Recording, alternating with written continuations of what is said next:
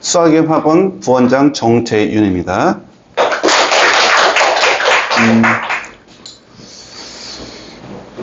지금 설명회를 하기에 앞서서 먼저 어떤 준비를 하면 그래도 지금 힘들게 오시는 어머니, 아버님들 또는 학생들이 쉽게 받아들이고 또 조금 더 현실적으로 도움이 될까, 그런 생각을 좀 많이 고민하고 또 회의를 많이 거쳐서 시간도 이렇게 많이 허락되어 있는 상황이 아니기 때문에 가장 현실적이고 또는 좀 가장 필요한 부분이 아닐까 하는 부분이, 일단 중간고사를 어떻게 대비하고 고등학교 갔을 때 어떻게 하면 좋은 등급을 받을 수 있는지, 그거에 대해서 한번 설명해 드리려고 합니다. 자, 먼저 제가 이 학원에 온 지는 딱 만 1년 조금 넘었어요. 저희 원장님하고 저하고는 약간 그 호영호자는 관계인데, 우리 수학게임 고등부를 조금 키워달라고 이렇게 몇 번 오셨는데, 제가 이제 시간이 안 됐는데 작년에 딱 와서 감마반부터 제가 출발을 했거든요. 작년 중3 감마반. 그래서 작년 중3 감마반이 지금 현재 고1 되고, 지금 그 고1 학생들을 어떻게 지도했고 그에 따라서 어떤 결과가 나왔는지 그 부분까지 설명해 드리면 학생들도 거의 같은 수준이기 때문에 같은 결과가 나오지 않을까라고 생각해서 준비를 해봤습니다. 자, 그럼 먼저 첫 번째, 우리가 이제 보통 지금부터 예비 고1이라고 하는데, 지금이라는 것은 제가 봤을 때 제 주관적인 생각으로는 이게 중간고사, 기말고사 끝나고 여름방학 전부터 제가 아마 입시라고 한번 적어봤어요.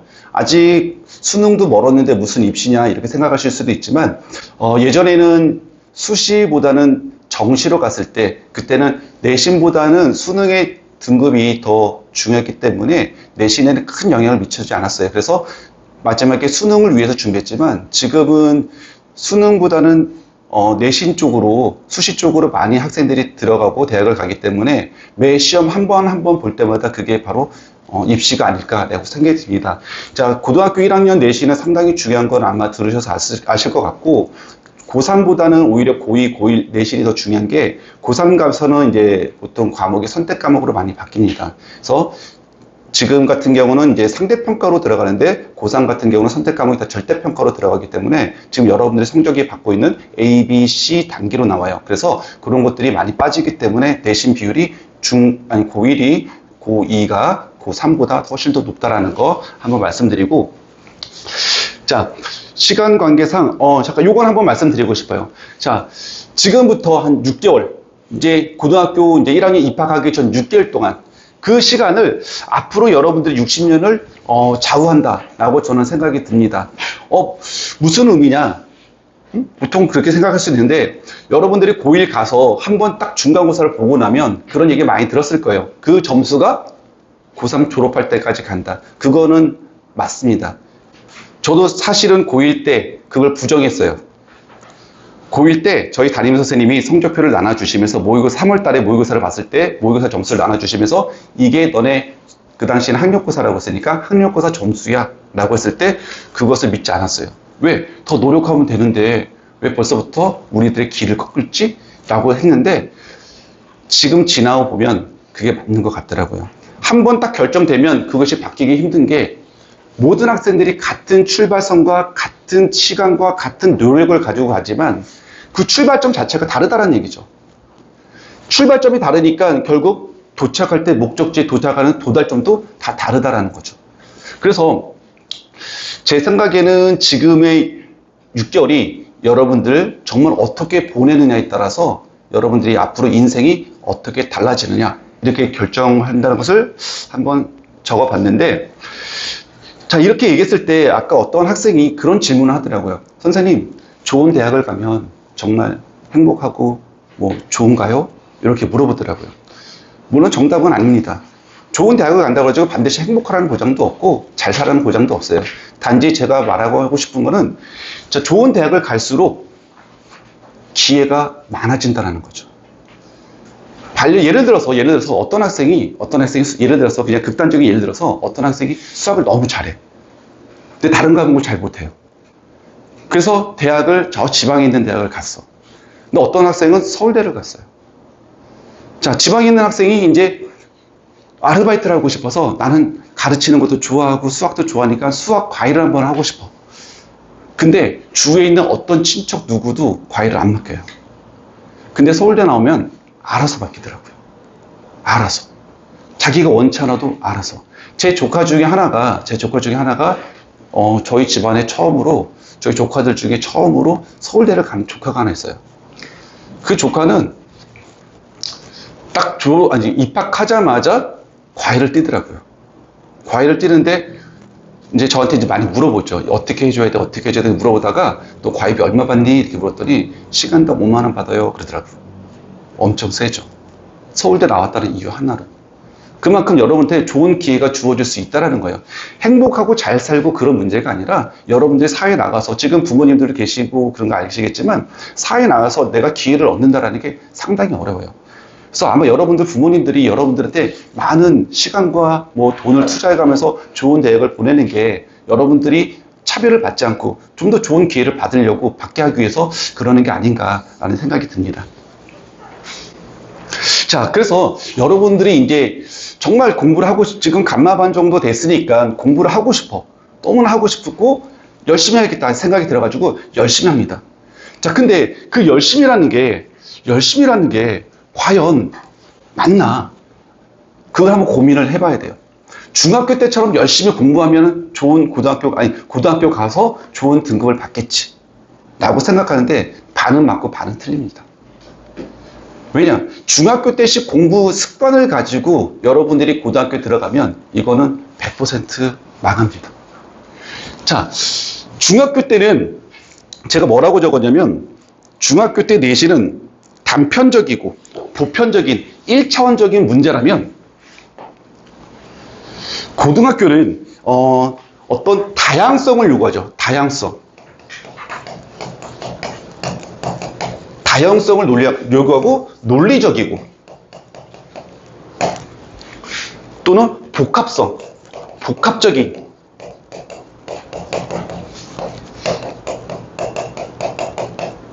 2차원적인 문제를 제시합니다. 그러니까 중학교 때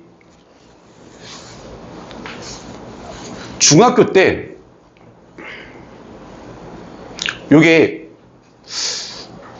이 문제를 보면은 이게 백석고 작년도 1학기 중간고사 문제고 요거는 백석고 올해 중간고사 문제예요. 난이도는 최상문제죠. 최상문제인데 보통 이런 것이 연습이 지금 안 들어가고 그냥 접근했다가는 하나도 풀 수 없는 상태가 돼요.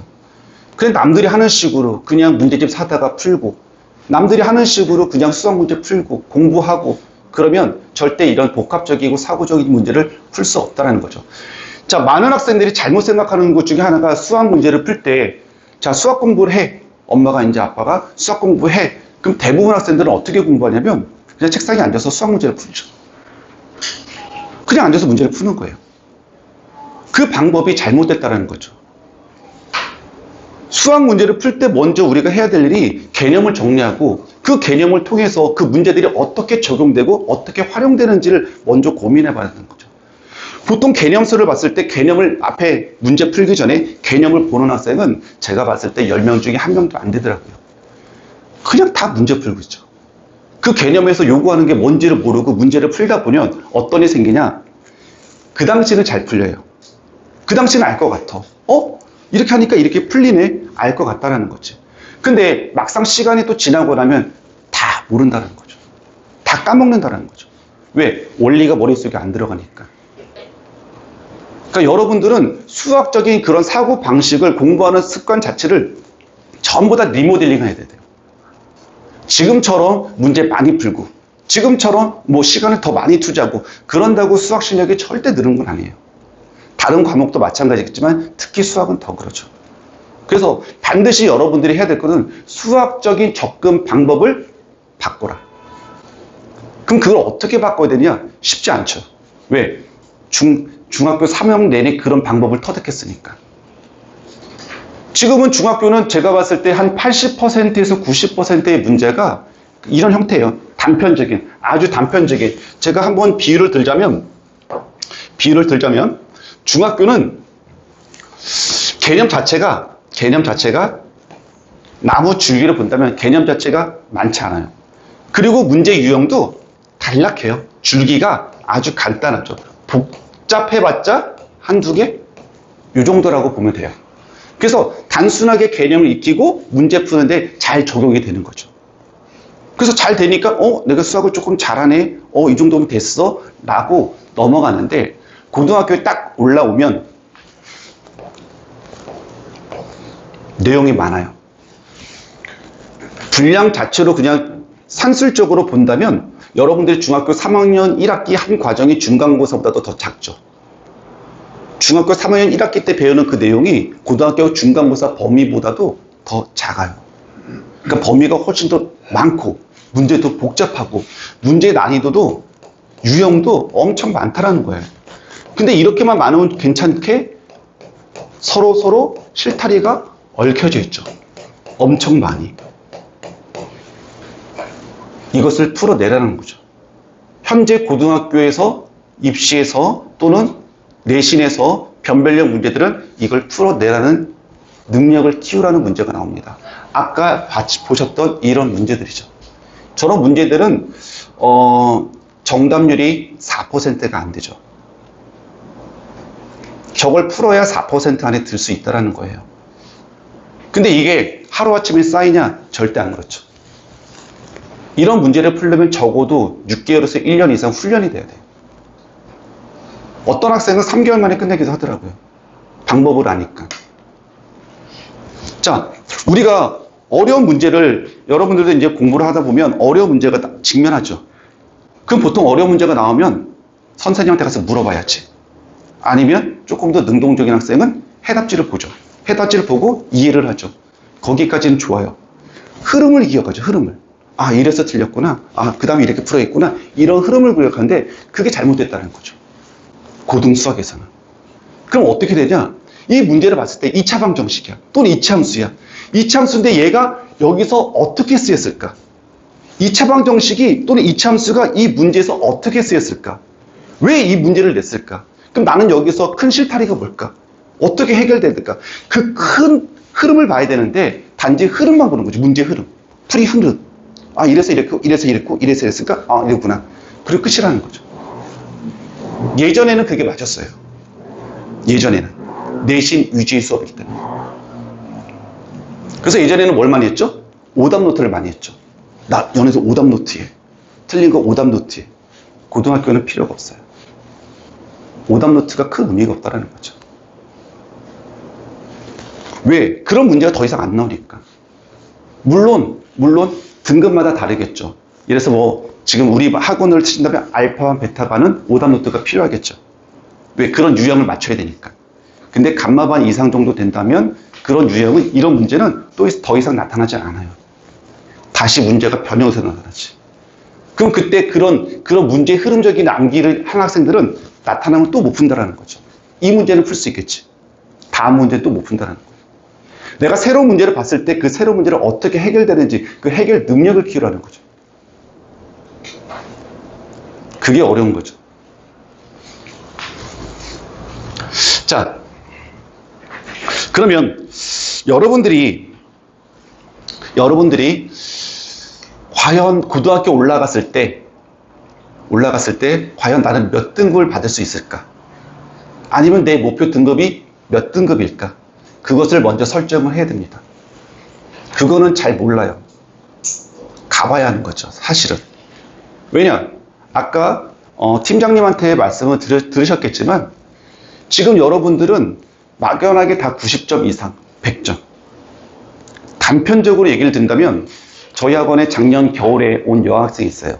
그 여학생이 수학이 항상 90점 이상, 3년 내내 90점 이상 잘하는 줄 알았죠. 수업도 열심히 듣고. 근데 막상 고등학교 가니까 등급이 5등급. 5등급. 왜 그랬을까? 그 학생은 아까 얘기했던 그냥 그런 공부. 그냥 외우고 풀고. 그러니까 그 학생이 하는 얘기가, 선생님, 중학교 때는 이렇게 외우고 풀면 잘 됐는데 지금은 잘 안 되네요. 당연하죠. 외울 게 너무 많은데. 그 유형이 지금 1000가지가 넘는데 그걸 다 어떻게 외워요? 자, 또 하나 학생이 얘기를 듣는다면 이번 중간고사 끝나고 들어온 백석고 여학생이 하나 있어요. 그 여학생은 내신 등급으로 따지자면 한 5등급에서 6등급, 점수로 말하자면 50점대. 그 학생이 너무나 성적이 올리고 싶어가지고 공부를 너무 열심히 하더라고요. 정말 보기 안타까울 정도로.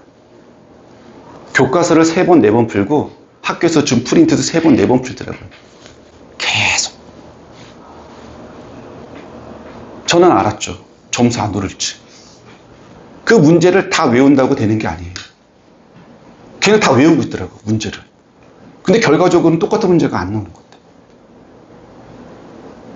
그런 문제를 맞출 수 있는 거는 한계가 있다는 거죠. 그러니까 점수가, 그렇게 외워서 나온 점수가 50점대. 자, 제가 이번 중간고사를 대비하면서 이 인근 학교 4개년치 5개 학교 한 19개 정도를 다 분석을 해봤습니다. 싹 분석을 해봤어요. 전부 다. 제 파일에 있는데 그것을 다 분석했을 때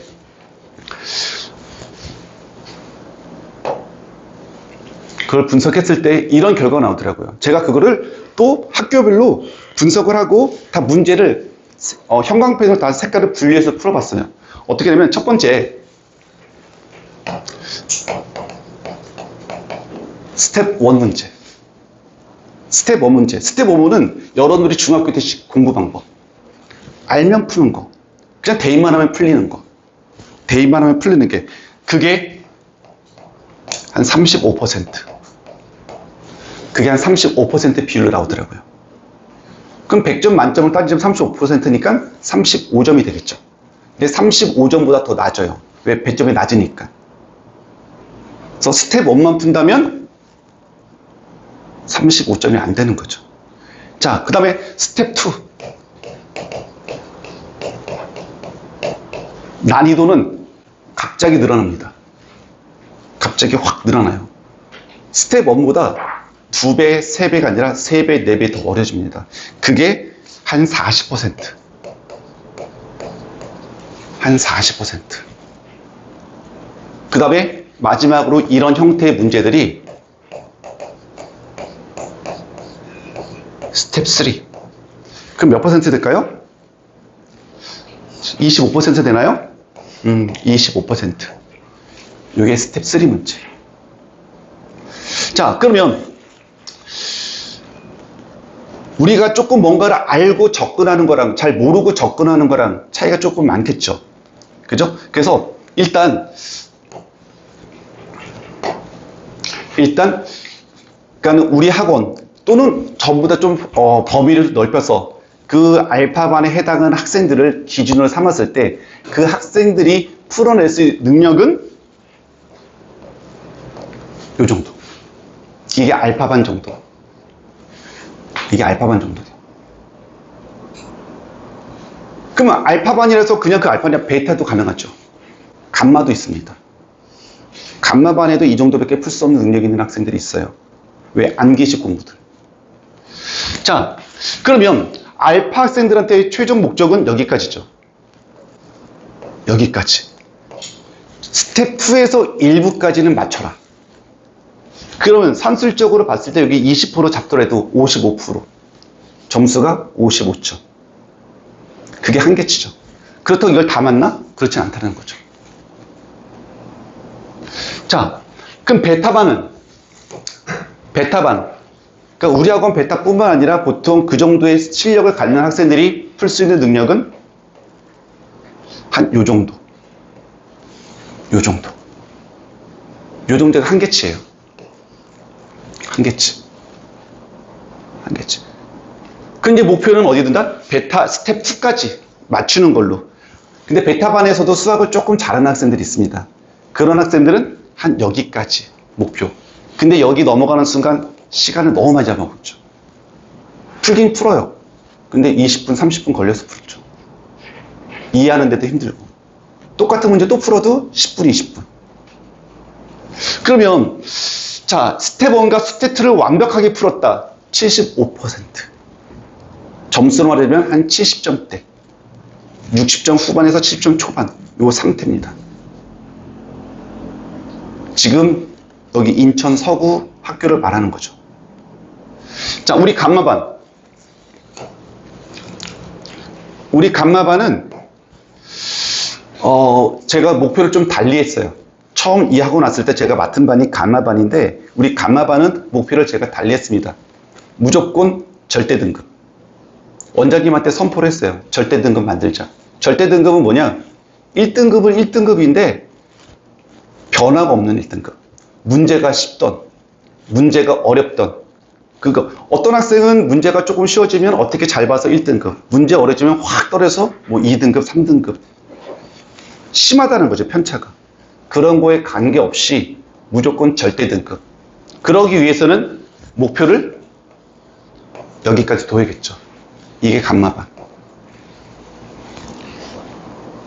이 목표를 두고 1년 동안 지도를 하고 학생들도 따라오고 달렸습니다. 자, 지금 우리 감마반도 이 정도의 목표를 가지고 이 정도의 훈련을 한다면 과연 여러분들도 1등급이라는 그런 목표에 도달할 수 있을까? 그죠? 그럼 그렇게 하려고 지금 오는 거 아닌가요? 그죠? 자, 그러기 위해서는, 자, 단적으로 이런 얘기를 하나 해줄게요. 그러면 우리 감마반 정도는 어떻게 공부를 했는지가 좀 알아야겠죠. 왜? 그 학생들이 이렇게 공부하고 이렇게 따라오니까 1등급이 됐으니까 어떻게 공부했는지를 좀 알아야겠죠. 자,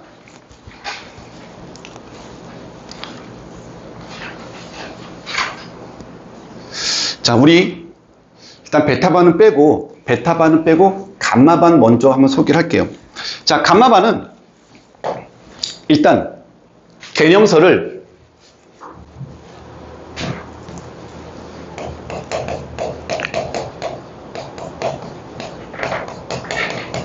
두 권을 했어요. 하나는 개념원리, 하나는 마플 교과서. 이렇게 두 권을 띄었습니다. 자, 유형서는 센, 그 다음에 모의고사,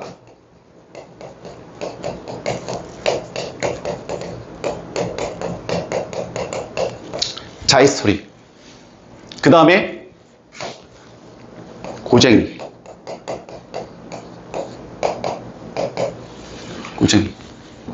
고쟁이는 여러분들 들어봤나요? 고쟁이 교과서.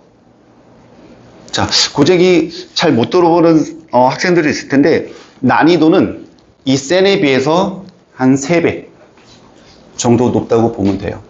센은 좀 우스운 수준이죠. 고쟁이 풀고 센 보면 상당히 좀 우스운 수준이다. 자, 그러면 고쟁이가 바로 들어갔냐? 그렇진 않아요. 고쟁이를 들어가기 전에 우리 감마반이 했던 게 작업 중에 하나가 뭐였냐면 겨울방학 때 특강을 했어요. 7주. 어떤 특강을 했냐면, 자, 여러분, 어머니 거기 보시면, 뒤에 잠깐 보실래요? 자, 여기 뒤에 보시면 강남 기출이라고 있어요. 여기 중간에 보시면, 앞부분 보시면 강남 기출이라는 그런 문제가 있습니다. 강남 기출이라는 그런 문제가 있어요. 자, 이거를 제가 한 7주 동안 겨울방학 때 충분한 연습을 시켰습니다.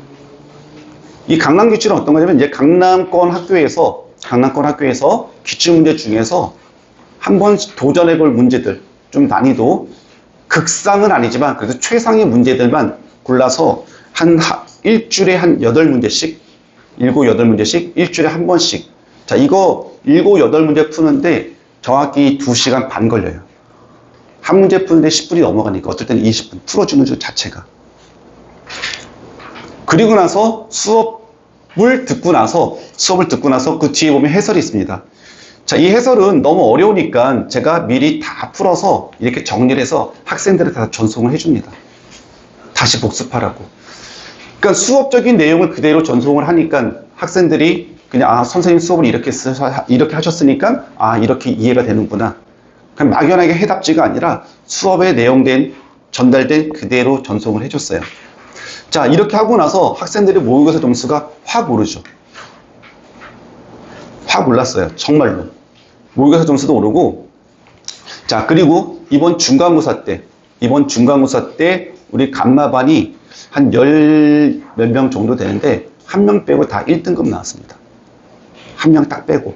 그 학생은 실수로 조금 틀려서 아깝게 2등급 됐지만 한 명 빼고 전부 다 1등급. 그 중에서는 100점 나온 학생도 있고 한 개 틀린 학교도 있고, 자, 전부 다 그렇게 나왔습니다. 모의고사는 다 1등급 나옵니다. 이번 6평 모의고사 다 1등급 나왔어요. 자, 만약에 여러분들이 지금 선배들처럼 절대 등급을 받고 싶다라고 했을 때는 이 정도의 고생을 좀 해줘야 됩니다. 이 정도의 고생 없이 남들 하나씩, 남들이 센 정도 풀면 된대. 어떤 선배는 좀 그렇더라고요. 한 센 정도 풀고 센 C단계까지만 풀면 그래도 1등급 나와, 얘들아. 나올 수는 있어요. 나올 수는 있어요. 근데 안 나올 수도 있어요. 어떨 때는 나오고 어쩔 때는 안 나오고, 운이 좋으면 나오고 운이 나쁘면 안 나오고, 그 정도죠. 그러면 꼭 이렇게 어려운 문제를 풀어야 수학을 잘하나요? 어려운 문제를 풀어서 수학을 잘하는 것라기보다는 이런 문제를 접함으로써 내가 이런 문제가 처음 봤을 때 어떻게 처음 실타리를 풀지, 그 큰 흐름을 자꾸 보게끔 시키는 거죠. 그럼 막연하게 어떻게 해답 보고 이러니까 아까 얘기했던 것처럼 이러니까 이렇게 풀고 이러니까 이렇게 풀고 이러니까 이렇게 풀고, 그게 아니라 이 문제의 큰 보고 이 문제에서 요구하는 게 가장 큰 근원이 뭔지 그걸 찾는 연습을 해야 돼요. 수능도 마찬가지죠. 자, 요새 윤석열 대통령이 그 킬러 문제를 없애겠다 라고 해가지고 조금 많은 이슈가 있었는데, 보통 이 킬러 문제란 자체는 우리가 여러분들이 고등학교 어떤 문제집을 풀면서 한 번도 보지 못한 문제들이죠. 나머지는 비슷한 유형이에요. 그 세 문제 빼고는 다 비슷하거나 풀어봤거나 어떤 비슷한 유형인데, 그 세 문제는 문제집을 통해서든지 뭘 통해서 절대 보지 못했던 그런 세 문제가 나옵니다. 그런 문제를 나왔을 때 내가 어떻게 이 문제를, 처음 보는 문제를 어떻게 접근할 건지, 그런 학생과 처음 봤으니까 모르겠다라고 하는 학생하고는 접근 자체가 다르다는 거죠. 그래서 여러분들이 지금 공부하는 방법을 전부 다 리모델링 해줘야 돼요. 언제? 지금. 6개월 동안. 그게 입시의 첫걸음이라고 저는 생각합니다. 만약에 그렇지 않고 지금 하던 것처럼 문제 풀고 동그라미 치고 틀려서 다시 풀고, 맞췄어? 동그라미 치고 틀렸어? 다시 풀고, 절대 성적이 나올 수는 없어요. 어디까지 나올 수 있다? 스텝 2까지. 스텝 2까지는 가능하죠. 스텝 3는 여러분들이 고등학교 졸업할 때까지 건들지 못하는, 보통 베타반한테 가서 스텝 3 문제를 내보면 학생들이 하는 말이, 선생님 이건 저희 문제가 아닙니다. 아예 포기를 해버려요. 근데 우리 감마반 학생들은 주면은 되든 안 되든 고민해와요. 고민해오고, 이 문제는, 질문도 마찬가지더라고요. 감마반이랑 다 똑같지는 않아요. 어떤 학생은 잘 모르겠어요. 선생님 이 문제 잘 모르겠어요. 어떤 학생은 선생님 저 여기까지 이렇게 풀었는데 그 다음이 어떻게 되죠? 그 다음에 접근이 안 되네요. 제 접근 방법이 틀렸나요? 제 과정에 뭐가 실수가 있었나요? 그렇게 물어보죠. 그러니까 물어보는 태도도 다르더라고요. 자, 그렇게 봤을 때 지금 저번에 수업 시간에도 한번 학생들한테 얘기했지만, 저희 학원에서 남자 전교 1등하고 여자 전교 1등이 각 학교에 있는데, 그 학생들 2명이 우리 학원에 중1 때부터 다녔다고 하는데 알파반부터 출발했다고 하더라고요. 가장 밑반. 근데 지금은 남들이 넘을 수 없는 가장 높은 반. 그 학생들의 공부 방법은 겨울방학 때 바뀐 겁니다. 그러니까 여러분들도 그런 공부 방법이 바뀌지 않고 지금처럼 공부하면 큰 효과는 볼 수 없다. 그래서 이러면 여름방학 때부터 6개월 동안은 그 작업이 들어갈 겁니다. 조금 힘들어요. 자, 그래서 선생님이 여러분들한테도 그때 카톡을 얘기했지만, 이제 어머니들도 이제 상담 오시거나 간담회 때 제가 먼저 말씀을 드리는데, 학생들이 공부를 잘 하고 있는지, 숙제가 제대로 돼 있는지 궁금하시면 저랑 나눈 카톡 내용을 보시면 돼요. 저는 숙제가 만약에 지금 여기가 월수반이면 항상 일요일 날 계속 문자로 보냅니다. 숙제 보내. 숙제 보내. 그럼 학생들은 숙제를 다 찍어서 보내요. 안 보내면 계속 보냅니다. 숙제 보내. 숙제 보내. 그래서 그걸 캡처해서 부모님한테도 보내기도 해드려요. 자, 제가 그것을 숙제를 검사하는 이유는 물론 여러 가지 이유가 있어요. 첫 번째, 수업 시간에 다 풀어줄 수가 없어요. 그래서 딱 봐서 풀어줄 만한 문제들만 제가 따로 풀어서 다 전송해 줍니다. 기본적인 문제. 근데 필기로 풀어줄 수 없는 문제들 있죠. 그러니까 아까 강남기출의 그 풀이 방법대로 그런 식으로 다 풀어서 보내줍니다. 학생들한테 일일이 하나씩. 자, 근데 풀어줄 수 없거나 중요한 문제는 따로 학원에서 풀어줍니다. 모든 문제를 학원에서 다 풀어주기에는 시간이 많이 부족해요. 두 번째, 제가 강의를 한 20년 조금 넘게 하면서 제가 나름대로 교수법을 조금 개발했어요. 그래서 풀이가 일반에 있는 해답지하고는 많이 다른 풀이들이 되게 많거든요. 그래서 학생들이 딱 식을 적어서 보냈을 때, 아, 얘는 수업을 제대로 들었어. 아, 얘는 제대로 안 들었어. 자, 물론 어려운 문제가 나왔을 때 해답을 보겠죠. 그럼 해답지를 보고 푼다는 거죠. 그런 문제를 내가 미리 방지하기 위해서 수업 시간에 이거는 이렇게 접근할 거야. 왜냐면 아까 말씀드린 대로 그냥 해답지가 뭐 좋고 나쁘고 그걸 떠나서 그렇게 푸는 데는 문제 한계가 있다는 거예요. 쉬운 문제 스텝 1, 스텝 2까지는 가능한데 스텝 3에서는 그런 접근 방법이 상당히 복잡해요. 그래서 그것을 조금 더 다르게 좀 다른 각도에서 보면서 접근해주게 시키고 그걸 연습을 시키는데 그게 그렇게 제대로 안 돼 있다. 그럼 100% 해답지를 본 거죠. 수업을 제대로 안 들었다는 얘기죠.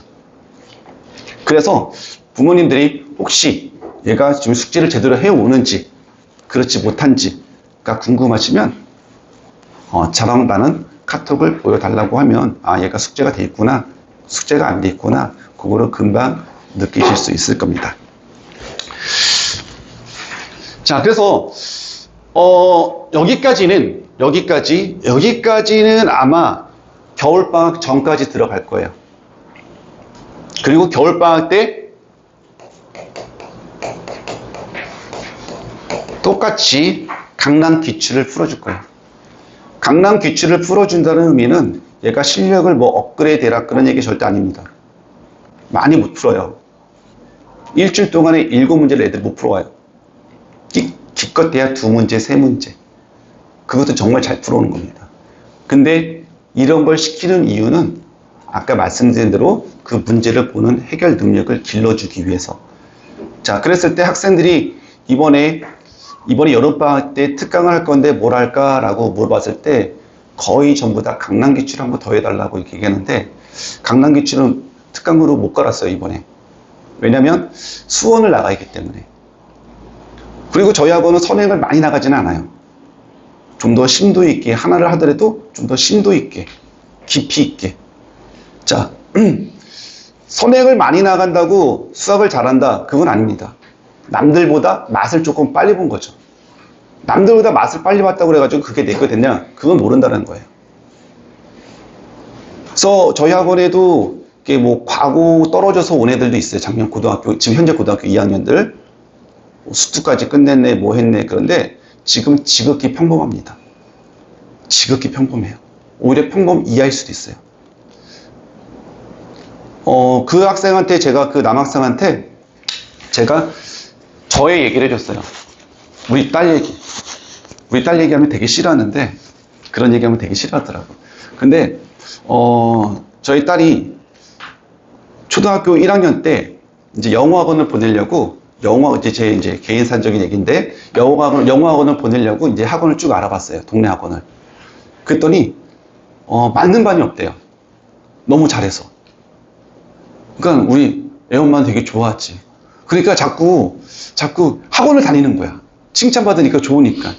그래서 다니다가 얘는 조금 저희 학원에서 받기가 좀 힘들 것 같아요. 그러니까 좋으니까 계속 다니다가 이제 청담어학원이라고 좀 아시는지 모르겠네요. 서울에서는 청담어학원이 조금 그래도 영어 어학원 중에서 좀 유명한데 거길 초1 때 갔는데 거기서도 4학년, 5학년하고 수업을 들어야 된대요.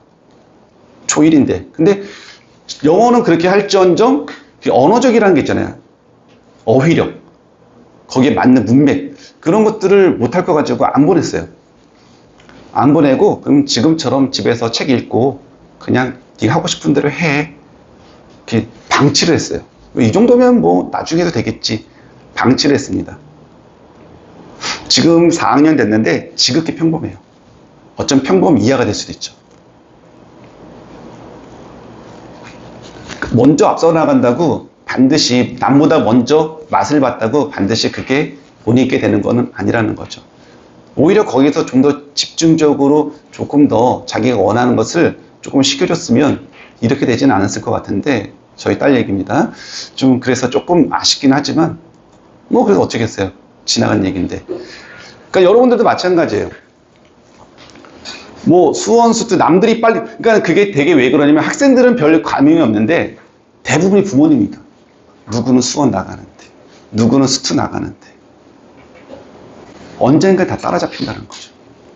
지금 있는 거에서 수원 수트는 제가 정확히 말씀드리면 수학 상하가 정확히 기둥이 딱 박혀 있으면 수원 수트는 그게 얻는 거예요. 우리가 건물을 지을 때 어떻죠? 땅을 파죠. 기초공사를 한다고 그러죠. 그 기초가 많이 팔수록 건물은 높이 올라갈 수 있다는 겁니다. 그럼 기초공사가 수학에서 말하는 거는 거의 수학 상하 내용이에요. 수학 상하가 제대로 돼 있으면 수원과 수트는 금방 덮는 역할을 해요. 금방 따라간다는 거죠. 그러니까 못 모르고 수원, 수트 하는 것보다는 뭔가 깊이 있게 수학 상하가 돼 있는 상태에서 덮는 게 훨씬 더 빠를 수 있다는 거예요. 근데 왜 선생님, 부원장님 왜 이번에 감마반은 수원 특강을 합니까? 수원 앞부분 합니다. 1단원. 왜? 그 단원은 생소하기 때문에 미리 조금 알고 들어가라고. 그리고 강남기출은 수업 시간에 매일 3문제씩 푸는 걸로 그렇게 돼 있어요. 자, 여러분들도 지금 제가 하고 싶은 얘기는 결론은 그거 딱 하나입니다. 공부 방법을 바꿔라. 공부 방법을 바꿔라. 수학을 공부한다. 문제 푸는 게 아니다. 문제는 언제든지 풀 수 있다. 개념을 봐라. 자, 개념을 보는데 그냥 개념을 보니까 또 큰 틀만 보고 있더라고요. 아니에요. 아닙니다. 자, 단적으로 한번 예를 들면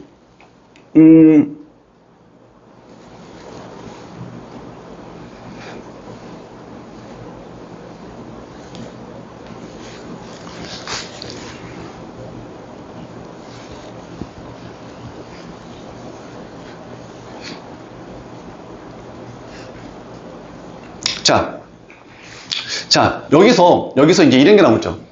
이제 배웠으니까 알겠지만, 우리가 켤레복수수라고 얘기를 하는데, 자, 보통 이런 얘기를 하죠. 이런 얘기. 켤레복수수.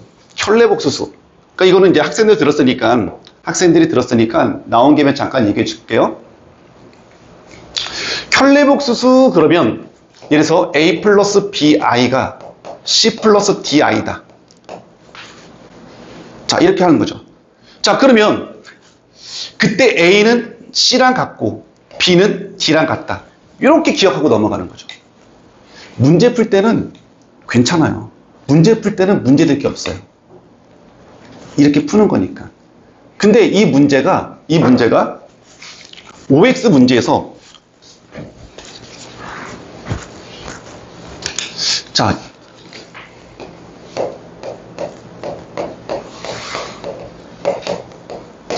자, 이렇게 나왔어요. 한번 물어볼까? 응? 긴장되나? 긴장돼? 그 A가 얼마예요? 이거 맞추면 영웅 되는데.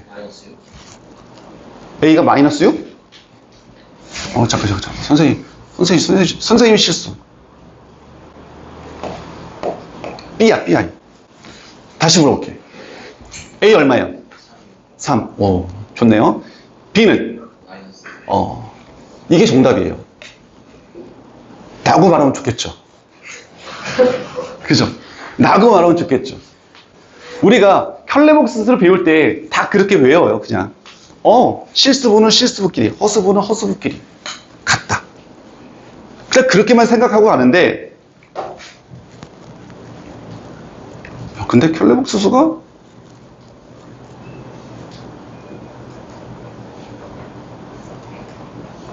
어디 갔냐? 응?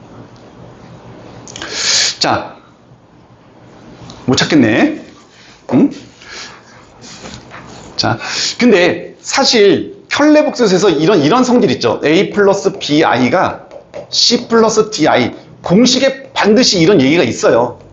이런 얘기가 있는데, 거기에 뭐가? 조건이다 그랬죠. 조건이. 단, A, B, C, D는 실수. 이게 따라붙죠. 근데 학생들은 이걸 안 보고 이것만 보는 거죠. 그게 문제라는 거죠. 그러면 이런 실수 조건이 있을 때 우리는 한번 고민을 해보라는 거죠. 여러분들한테. 왜 실수일까? 실수가 아니면 안 될까? 왜 굳이 실수라고 했지?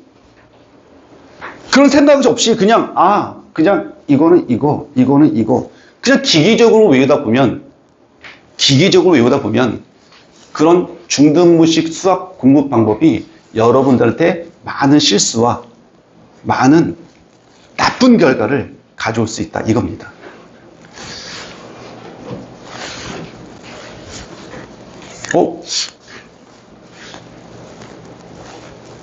유찬인가?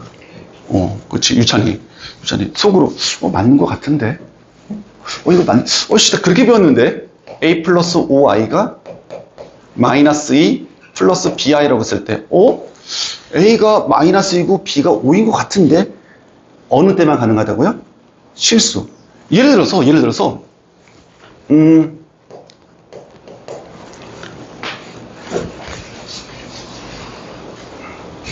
A가 얼마일 수도 있을까? 그걸 찾으라는 얘기야. A가 I. 그럼 B는? B도 I는 여기까지. 왜냐면, 맞아요. 자, 유찬이가 잘하는데 아마 부모님들이 계셔가지고 긴장을 많이 했은 것 같아요. 그죠? 누구든지 긴장합니다. 잘하고 있어요. 이렇게 대답할 수 있다는 용기가 기특한 거지. 그죠? 자, 그래서 선생님이 하고 싶은 얘기 결론 내릴게요. 자, 2번. 무슨 기간? 입시 기간. 6개월. 여러분들의 인생을 바꿀 수 있다. 그래서 우리는 어떻게 준비해야 될까? 정말 리모델링을 하지 않으면 정말 힘들어진다. 첫 번째. 두 번째, 수학 공부 방법을 바꿔라. 지금처럼 공부하면 고등학교 올라가면 다 망한다. 망한다는 표현은 좀 그렇고 효과를 못 본다. 그 정도까지 얘기해 드릴게요. 자, 그리고 마지막으로 요 얘기만 그냥 한번 말씀드리고 갈게요.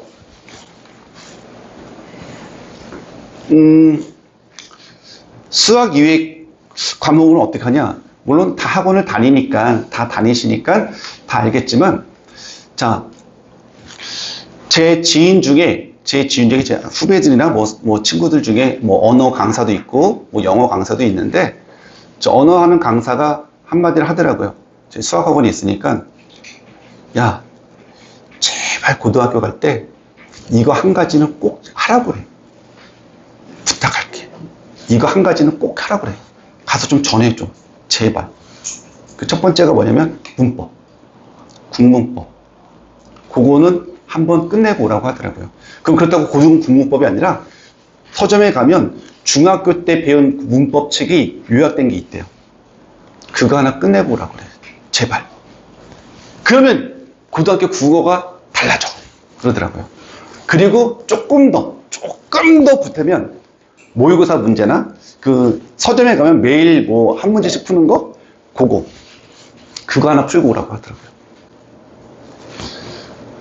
그 다음에 영어 선생이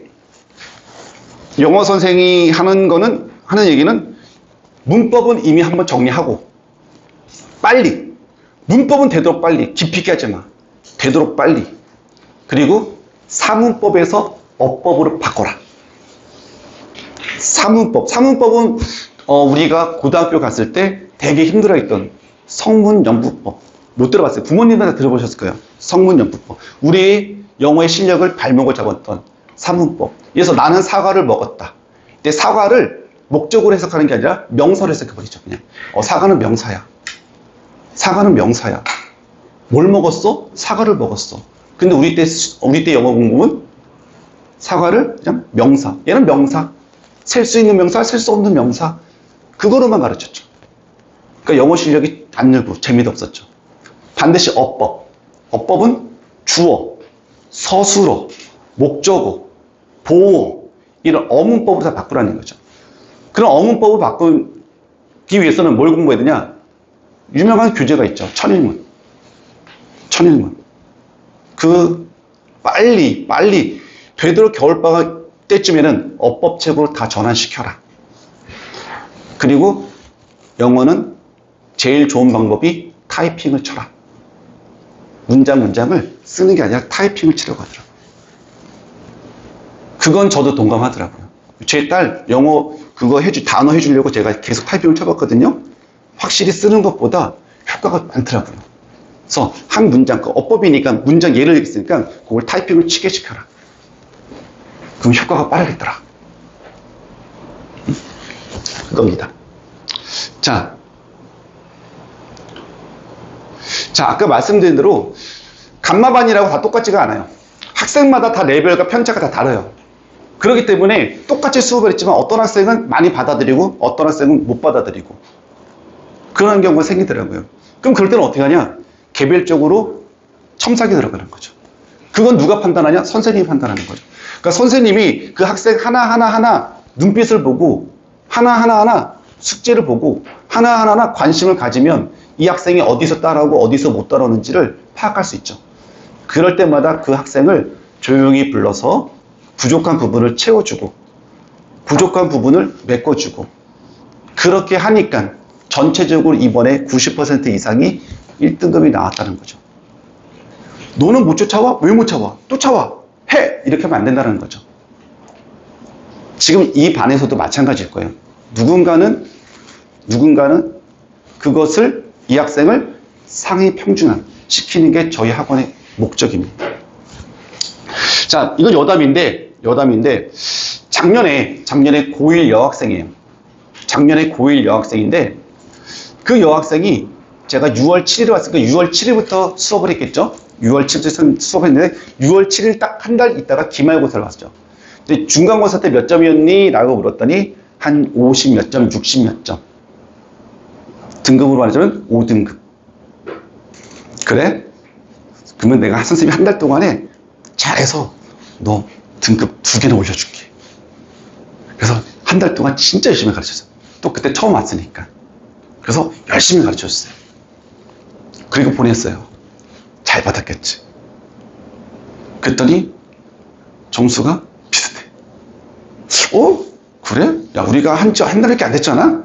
그치? 내가 여름방학 때 너 더 열심히 가르쳐서 등급 다시 올려줄게. 그래서 여름방학 때 엄청 시켰어요. 학원 너 더 나와. 일찍 와. 갈 때도 늦게까지 가. 더 시켜줄게. 그래서 여름방학 때부터 한 달, 2달 반 스파르타를 엄청 가르쳤어요. 그리고 그 학생도 선생님 이제 문제가 보여요. 이제 어떻게 하는지 알겠어요. 시험 이번에 조금 오를 것 같아요. 좋아하면서 갔어요.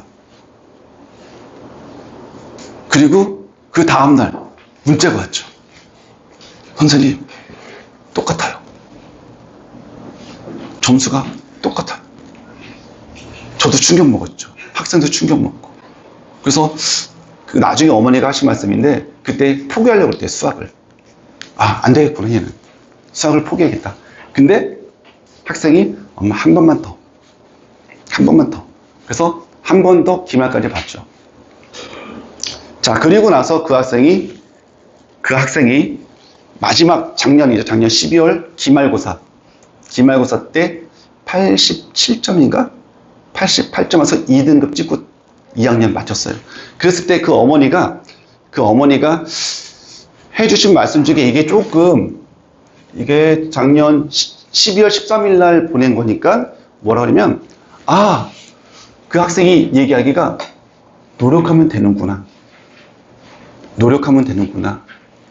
근데 거기서 이제 어머니가, 아, 이게 성장의 밑거름이 될 수 있다는 거. 노력하면 될 수 있고, 그것이 자기가 깨달았으면 성장하는, 자기 앞으로 살아가는데, 아, 이렇게 하면 되겠구나. 라고 어머니가 되게 뿌듯해 하시면서 말씀하셨는데, 자, 노력. 중요하죠. 노력한다고 다 될까요? 노력한다고 다 될까요? 아니에요. 노력의 끝은 포기하지 않는 거예요. 노력은 했는데 포기했다. 안 된다는 거죠. 그래서 노력은 결국 포기하지 않으면 이루어지는 거죠. 이루어질 때까지 하는 게 노력이라는 거죠. 이루어질 때까지. 예전에 그런 얘기 있었죠. 조선시대 때 비가 안 와. 그럼 기우제를 드려. 그러면 비가 안 와서 기우제 드리면 뭐 왕자의 몫이다 이러는데 언제까지 기우제 드리죠? 비가 올 때까지. 안 오니까 올 때까지 드리는 거예요. 포기하지 않고. 그럼 언젠가 오겠지. 그죠? 중간에 포기하면 되는 게 없다는 거죠. 할 수 있는 것도 없다. 만약에 그 학생이 정말로 딱 중간고사 끝나고 그때 아닌가 봐. 포기할래. 그랬다면 이런 결과를 맛볼 수가 없었다는 거죠. 자, 우리한테는 그릇이 있어요. 그릇. 자기만의 그릇. 인풋이 충분히 됐을 때 아웃풋이 나오는 거죠. 인풋이 안 됐는데, 아직 차지 않았는데 넘칠 수는 없다는 거죠. 나한테 물이 충분히, 내 그릇에 몸에 물이 충분히 다 있고 그게 넘칠 때 그 포텐이 터지는 거지. 그죠? 거의 넘치똥 말똥 막 이런 상태에서 포기를 하면 얼마나 아깝겠어요. 여러분들도 포기하지 않고 노력하면 반드시 지금 선배들처럼 충분한 1등급이 나올 수 있을 거라고 보고 저 또한 그렇게 지도하겠습니다. 자, 오늘 여기까지 말씀드리겠습니다.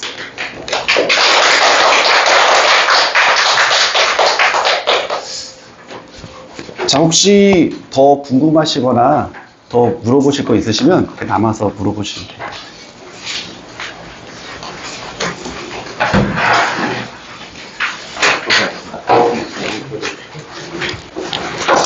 많이 힘드시죠? 이렇게 꼽으면 되나요, 무슨? 확실히? 네, 그래요? 우리 아이들이 고등학교 올라가면 모의고사를 아마 수학시험을 볼 텐데 100분 정도 봐요. 그쵸? 중학교하고 다르게. 중학교는 45분 시험인데 고등학교 딱 올라가는 순간 3월 모의고사를 볼 겁니다. 100분 동안 집중을 할 수 있는 능력이 생겨야지만 그 모의고사를 볼 수 있거든요. 지금 보니까 딱 100분 정도 됐어요. 그죠? 8시 40분에 시작을 해서 지금 10시 20분. 100분 동안 우리 아이들이 정말 집중해서 잘 듣는 모습이 뒤통수를 봤을 때 우리 아이들이 잘 집중을 하고 있는 것 같아요. 역시 우리 어머님들도 감마반이시구나. 집중하는 능력을 보시니까 100분 동안 잘 집중을 해 주셨던 것 같고요. 오늘 제가 이제 마무리할 부분들을 한 10분 정도 좀 정리를 하고 마무리를 할까 합니다. 우리 또 소중한 시간을 또 이렇게 부모님들이 굳은 날씨에 먼 발걸음을 하셨을 텐데 지금 간절하게 또 집에 가서 맥주도 생각이 나실 것 같고 저도 그렇습니다. 지금 빨리 가서 선생님들하고 밥도 사드리고 해야 될 텐데 근데 그 시간 못지않게 오늘이 좀 소중한 시간이 자녀들의 앞으로의 행복에 또는 그 방향성에 대해서 좀 소중한 시간이 되었기를 저는 바라는 마음입니다. 그래서 제가 지금 뭐 말씀드릴 거는 제가 최근에 아들이 읽어야 될 책인데 제가 읽었습니다. 데미안이라고 우리 헤리마네스의 소설이죠. 저 독일의 대문호 작가이신데요. 거기에서 우리 데미안의 성장 과정을 좀 그린 과정입니다. 그래서 데미안은 아주 훌륭한 친구를 만났을 때 이 싱클레어가 어떻게 성장하는 과정인지. 근데 그걸 보고 저도 어른으로서 좀 많이 느꼈어요. 거기서 이 문구가 나오거든요. 새는 알에서 나오기에 투쟁한다. 알은 하나의 세계이다. 그죠? 갇혀진 세계겠죠. 자그마한 세계. 그렇죠? 그래서 새로운 세계를 만나기 위해서는 누구든 새로 태어나려고 하는 자는 하나의 세계를 깨트려야 한다. 이 문구가 너무 저한테는 와닿았어요. 어른이지만. 놓쳤던 것 같아요. 살면서 지금까지. 지금 40대 중반 정도 됐는데 이 글귀를 좀 더 일찍 깨달았다고 그러면 좀 더 빨리 성장하지 않았을까 내적으로도. 이런 좀 생각이 하게 되더라고요. 그래서 우리 아이들이 지금 청소년기에 성장하는 과정이잖아요. 이 친구가 지금 성장하는 과정에서 그리는 이 문구들이 지금 썼던 거거든요. 성장하는 청소년들이. 그래서 지금 중학교에서 이제 벗어나서 고등학교로 또 이제 입시를 바라보고 있고, 고등학교 입시 끝나면 대학교 입시를 바라보고 있고, 앞으로 또 대학교 입시면 취업도 해야 되고, 맞죠? 또 가정을 꾸려야 되고, 많은 것들이 앞으로 준비 과정에 있을 겁니다. 그럼 그 하나하나가 이제 새로운 세계를 도전하는 거죠. 그렇죠? 그 세계에서 우리 아이들이 정말 행복하게 살아갈 수 있을까? 어머님들이 많이 고민을 하셔서 지금도 오신 자리라고 저는 생각을 합니다. 그래서 우리 아이들도 어떤 중학교 생활에서 고등학교로 가기 위해서는 어떤 세계 하나를 깨트려야 되는 부분이 있을 거예요. 그렇죠? 학습 방법도 그럴 거고, 친구의 관계도 그럴 거고, 부모님과의 관계도 그럴 거고, 스스로 이제는 판단하고, 그렇죠? 스스로 계획을 세워야 되는, 자립심도 길러야 되는 부분인 것 같고, 어떤 유명한 어머님이 정말 자식을 잘 키워서 박사까지 독일에 유학까지 보내서 왔는데 이거 싫어합니다. 공항에 오자마자 엄마 나 이제 뭐 하면 돼? 이거 잘못 키운 거잖아요. 그렇죠? 박사까지 공부를 시켜서 이렇게 왔는데 엄마 이제 나 뭐 하면 돼? 이건 자기주도성이 없는 정말 행복하지 않는 삶인 것 같습니다. 어떤 자아성장, 내적 고민을 많이 안 했다는 것 같아요. 그렇죠? 그래서 우리 아이들은 그런 삶을 살면 되지 않겠죠. 그렇죠? 그래서 제가 생각하는 또 어떤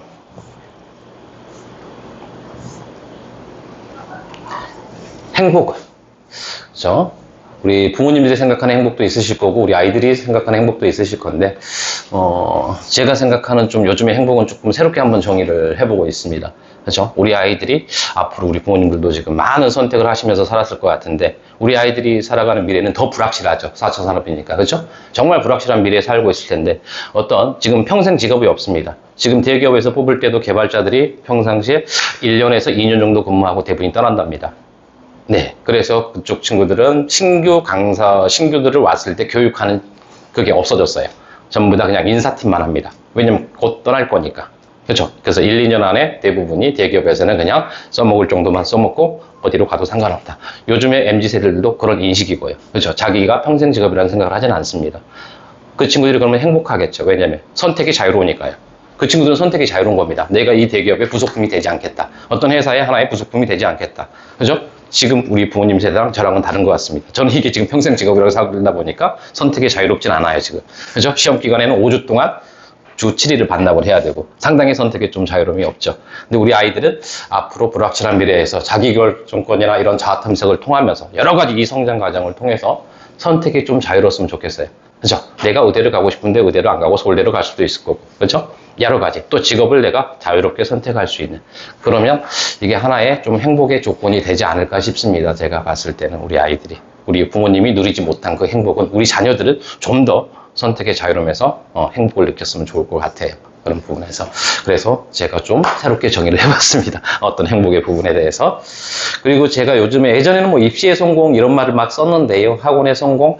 저도 나름 뭐 성공을 하고 있다고 생각하는데 성공이란 말을 이제는 쓰지 않으려고 합니다. 네.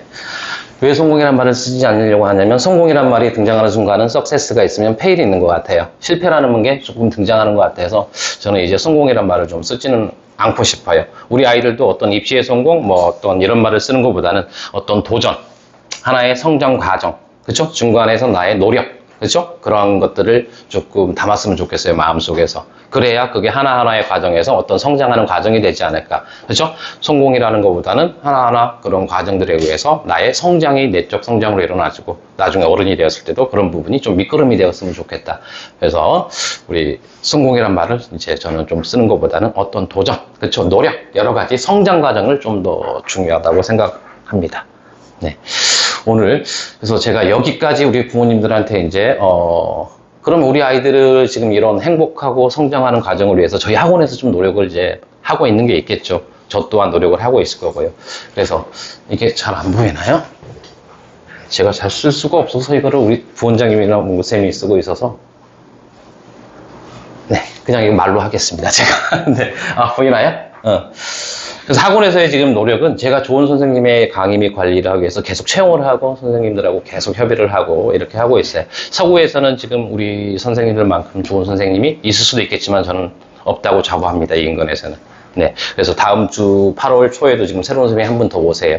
고등 전문 선생님 13년 제 후배 강사인데 13년 동안 고등부만 하고 수능 전문을 하시는 선생님, 연세대 졸업하신 선생님이 이제 이쪽으로 오셔서 우리 아이들하고 같이 호흡하면서 고등부에 수업을 진행하시게 될 겁니다. 네.